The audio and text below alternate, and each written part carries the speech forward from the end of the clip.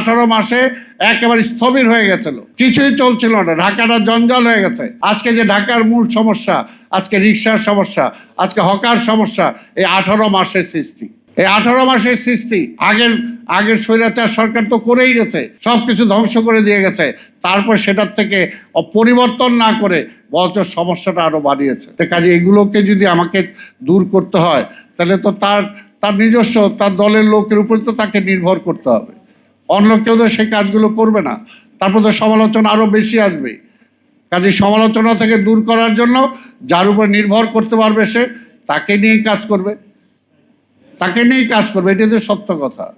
তাই কাজে আমরা বলবো যে ধৈর্য ধরতে হবে, ধৈর্য ধরতে হবে। আমরা আমাদের ভুলের কারণে আবার যাতে আধিপত্যবাদী শক্তি আমাদের এখানে গেড়ে না বসতে পারে। তারা তো উন্মুখ হয়ে আছে, তারা উন্মুখ হয়ে আছে, অপেক্ষা করছে। আজকে যে ফ্যাসিবাদকে আমরা বিতাড়িত করেছি, সে বারবার আলটিমেটাম দিচ্ছে। কিভাবে সাহস পায় আলটিমেটাম দিতে? কাজে আমাদের মধ্যে ঐক্যের একটা জায়গায় একসাথে থাকতে হবে, যে কোনোভাবেই অন্তত ফ্যাসিবাদ ফিরে আসুক, সেই জায়গায় যাতে আমাদের মধ্যে বিভক্তি না আসে।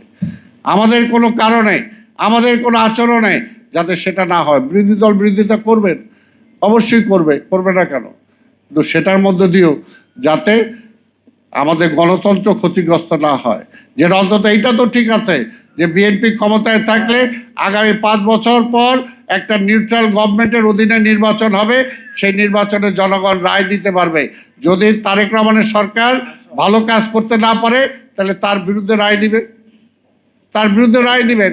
কিন্তু গণতান্ত্রিক পন্থাটা ঠিক রাখতে হবে, যেটা হাসিনাকে আমরা বারবার বলেছি, ওই পথে আপনি হাইটেন না, ওই পথে হাইটেন না। নির্বাচনের মাধ্যমে সরকারে যাওয়ার, সরকার থেকে নামার পথটা খোলা রাখেন।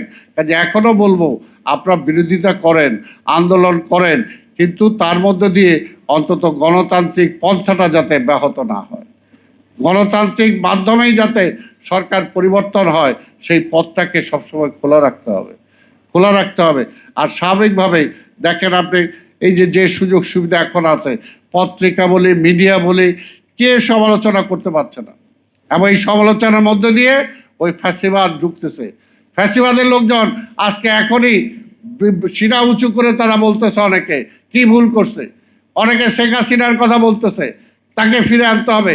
এই কোন সুযোগে বলার সাহস তারা পাচ্ছে, সুযোগটা পাচ্ছে।